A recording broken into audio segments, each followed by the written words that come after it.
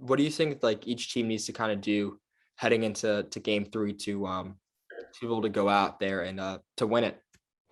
I think the Celtics really they just need their best players to step up and play better. Like they won the first game out of a lot of like role player 3-point shooting. Al Horford obviously was getting Finals MVP calls after after the first game, but like him and Marcus Smart and Derek White all did not play well, basically at all last game. But if Jason Tatum and especially Jaylen Brown just start playing better, then I think they'd be right. They would have been right in this game, and they'll be right in every single game because, like, you know, Jason Tatum is probably not the best player in the series, but one could argue that he's a better player right now than Steph Curry is. I don't think I would say that, but he was better this season at least than Steph Curry was, and Steph has like elevated this finals, which is something that he hasn't necessarily done in the past, kind of like stay the same level, but I think he's really elevated this finals, and Jason Tatum's taken a massive step back. So I think if just the Celtics' best players play like they are the best players, then it's at least going to be a lot closer than this one was. And the other thing for the Celtics, I think, is just their interior presence was non-existent this game. Basically, like Robert Williams, he's clearly injured. Like, I don't know if you thought that, but I thought that Robert Williams was definitely injured when he was playing. Like, he was kind of limping around. He was landing weird, and he wasn't doing all that much. Like, Al Horford only had one shot attempt until the fourth quarter. And, like, Daniel Tice just isn't that good. So they're going to have to figure out some way because right now, Kevon Looney and Bielitsa are kind of dominating them inside, and the Celtics cannot allow that to happen if they've got any chance of winning the series. Yeah, I agree. And I mean, again, following the Heat Celtics series a lot, you could tell that like Williams went out there and it felt like he played 18 to 20 minutes a game, but those 18 to 20 minutes a game he was playing were he was I said this earlier. He was the most valuable player of that series for the Celtics. I mean, because I mean, Heat were they were just undersized. We should have played Dwayne Dedmon more. I kept saying that. I don't know why we didn't. But again, I don't think Williams, just because he got rushed back from his injury, I don't want to say necessarily rushed back. Like he obviously can play on it, but he's not 100%. He's maybe 80%. But because of that, and having to play the Heat series, coming back a little early, now playing the Warriors series. Yes, they have a little bit. The Celtics finally have some more rest between games, but that need for Williams is just still. It's still going to bother him. You can't get if the Celtics could have gotten Robert Williams for 30 to 40 minutes a game, fully healthy, game changer. But they can't get that, and they will never get that this series just because he doesn't have enough time to recover from it. So I do agree that it is going to be interesting to see how Williams does. And also don't disrespect Bielita. He's the boy. He's the man. And also Kayvon Looney. I agree though. Kayvon Looney shouldn't be doing what's up. I said this playoffs, Kevon Looney was insane. Like he low key almost won Western Conference Finals MVP. He was crazy. Like That's what I'm saying. Like, as much as like it's Kayvon, he's kind of grown into his own this playoff run. He's been really good, especially. I'm not okay. This is not what I'm saying at all, and it's gonna sound like I'm saying it. But Kayvon Looney he's not Dennis Rodman, but he's playing like him because he's not. And hear me out.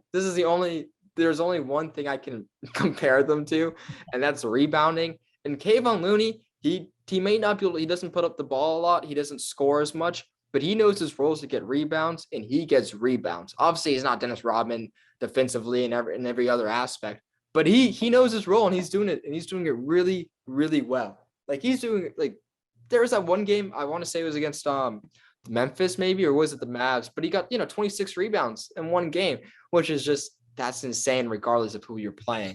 numbers, You I'd know say. what's up? That's Dennis Rodman numbers right there.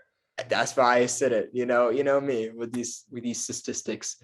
And you said the Celtics have to do what again to sell synopsis? What do you think they have to do to win the game? Basically, they just need Jason Tatum and Jaylen Brown to play up to their level that they're playing throughout the season and even in the playoffs. And they just need more of an interior presence to try to combat Looney and Bielitsa, which is never a sentence that I thought I would say before the playoffs started. But Well, I'm not surprised it's being said. I'm a big B. I've always been a big Bielitsa guy. Don't know why. I just thought it was like funny. But Looney's, Looney's 7-up, but Bielitsa's always been a boy because he can shoot. And I love big men that can shoot. That's like the icing on the cake for me.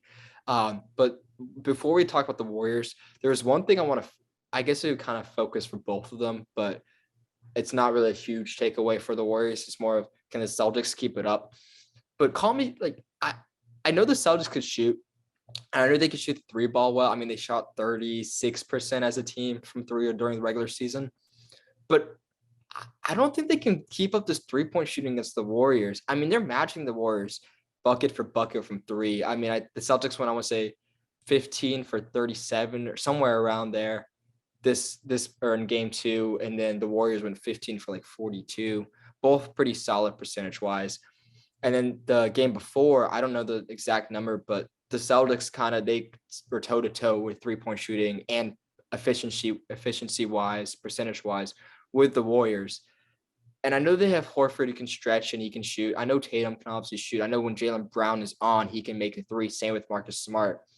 But I think it's a big thing that people aren't talking about is the 3-point shooting by the Celtics. And I don't think they can keep it up. I really don't. And if they can't keep that up, can they keep up with the Warriors 3-point shooting? Because everyone in the Warriors is capable of making a three.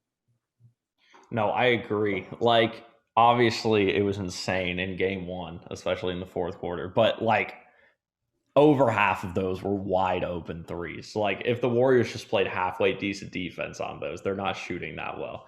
And yeah, like, they have decent shooters, but, like, Marcus Smart was like 4 of 7 in game one from three.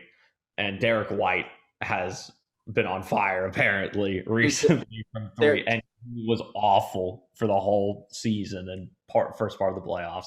And yeah, I don't think they obviously don't have the same shooters that the Warriors do. Like, even like Jason Tatum and Jaylen Brown are good 3-point shooters, but like basically nobody else on their team is that good. Even Al Horford isn't like a crazy good I stretch big. mean, No deal. Horford can make a three. He shot 40% or something around there. Like he can. I agree. I think what you're about to say is he can't make like a contested three, but when he's open, I think he can knock them down. No, I He's more agree. than I just capable. don't think he shoots enough. Like, he's not like a high volume 3-point shooter, except for in game one of this series. But like most of the time, he's shooting like he shot like 40%, but he's shooting like two threes a game most of the time. So I don't think he's putting up enough volume to be as useful as he could. Yeah, I mean, dude, Derek White had a kid and just decided to go on a tear. I'm just saying, if that kid was due 2 weeks from now, they wouldn't be in the finals because the That's Heat true. would be in the finals. Like Derek White scored like 20, like numerous times on the Heat, and I was just like, how is this happening? Because Derek White is not a shooter, but now he is. It's like didn't this happen with Fred VanVleet during the Raptors run? I swear he had a kid. Van Vliet. And Fred Van Vliet's been good ever since. So maybe this is the turnaround of Derek White's career. Dude, Brad Stevens is thankful that Derek White had a kid, or else that trade would look a little lopsided. Because I love Romeo Langford, but then again, he hasn't really panned out. But I swear, no one like the Celtics. They always have these guys that get drafted between picks like 10 and 15, and then they never really play. But there's like Neesmith. I like Neesmith a lot, and he can defend. Like he blocked Victor Oladipo a couple of times and got some nasty blocks again up against him.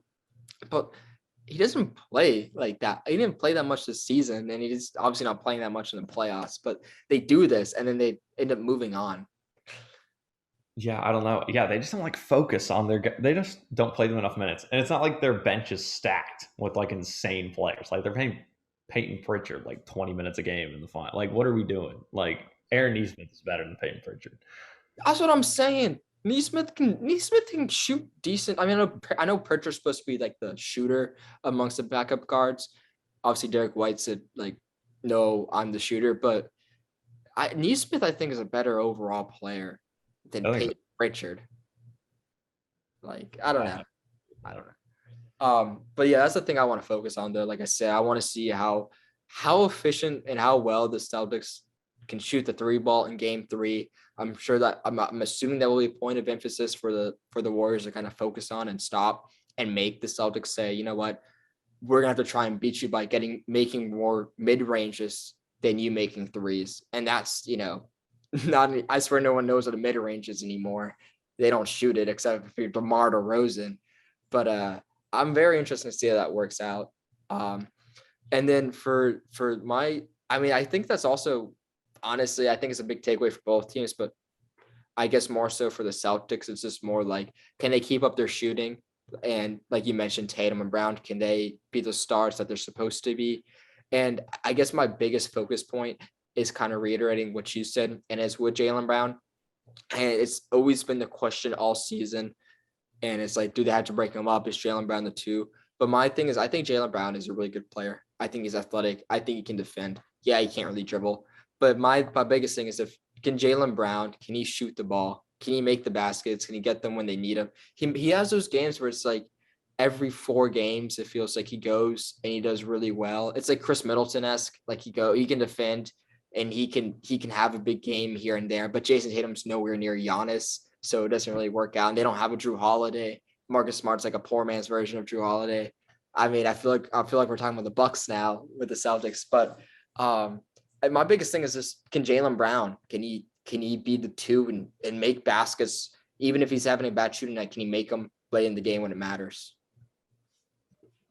Yeah, no, I agree. As I said earlier, Jaylen Brown, because he played well, like in game one, in like the fourth quarter when Jason Tatum was playing awful, 3-17 from the field. Jaylen Brown did step up and played well, and he kind of took command of that offense when Jason Tatum was struggling. But he just needs to do more of that during the rest of the series. Yeah, definitely. And then with the Warriors, the biggest thing for me and just what they should do for game 3. I mean, I don't think there's much to it. I think they did well. I mean, I know people criticize Draymond Green for saying we won for 42 of the 48 minutes and we were playing better than the Celtics, but I don't think that's a false statement. I mean, Celtics just went on some crazy run to end the game, and I don't know what happened to the Warriors, but I think it's fine. I mean, I don't have much to say about the Warriors other than Klay Thompson doesn't need to be the guy he was, but he just needs to be more of a playmaker. And if he's open, he just can't force things. If he's open, shoot it. If he's not, pass it. I think Steph is great. I think Draymond, he just needs to keep up what he's doing and playing tough, being a menace to the entire Celtics team, and continue to yell at Ime Udoka as he runs by him. But I mean, other than that, I think the only thing from a game plan standpoint that I was focused on if I was the Warriors, and probably won't even be an issue because I don't think they'll be putting Jordan Poole out there with Steph Curry that much. But it is if it's like the only thing I would say is if Steph Curry is out there with Jordan Poole on defense, what's their game plan to have Jordan Poole not be targeted? That's the only thing. And how are they going to help? But it's going to be help defense. Will Green step up? Will Looney help step up so no one can drive in on him? Will someone go and switch on him? That's my only thing. That's the only thing I really have to say about the Warriors, because honestly, I think the Warriors have really dominated these past 2 games. It should be 2-0, but they kind of got in their own way.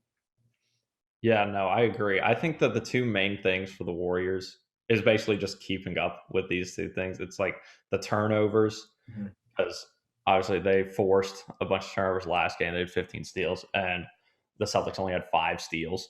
So they need to, because that used to be and still is kind of in this playoffs been like the Warriors' downfall is they get sloppy and they turn the ball over. Like they've lost the turnover battle in most of their games these playoffs, even against teams that they're way better than, because they just get sloppy. So I feel like if they can keep that up and just their interior defense, because the Celtics have shot better from 3 than from 2 in both of the games so far in this series. And like yesterday, they only shot 37% overall from the field. So like if they can keep up that interior defense that has been going really well, because it's not like the Celtics just been blowing open shots. Like basically every single time the Celtics drive inside, it's been a contested shot. So yeah, just keeping up the same things that they're doing on defense and keeping control of the ball, and I think they should be fine. Yeah, no, I agree with that.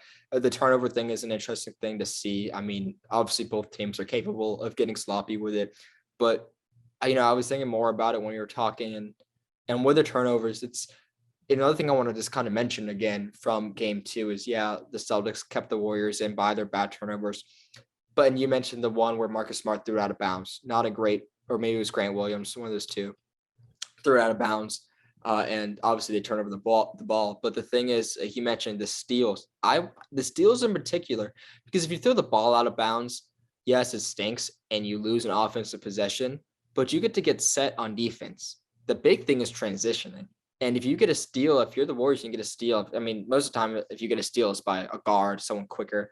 And if you get Steph Curry in transition with someone else running the outside lane, like even Gary Payton, who's very athletic, that's a bucket easily right there. If Gary Payton gets a steal, Steph Curry can then easily hide in the at the wing or in the corner, and that's an easy 3 points for them. So I do agree. It's the Celtics.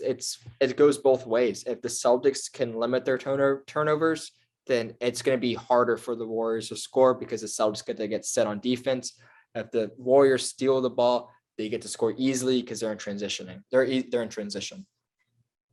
Yeah, I agree. The transition points, especially in the first half, like we mentioned earlier, to keep them in the game were crazy. And yeah, I definitely think just not turning the ball over themselves as well is going to be the key because I feel like they always force a lot of steals, but they also normally give up a lot. But the past couple of games, they really haven't.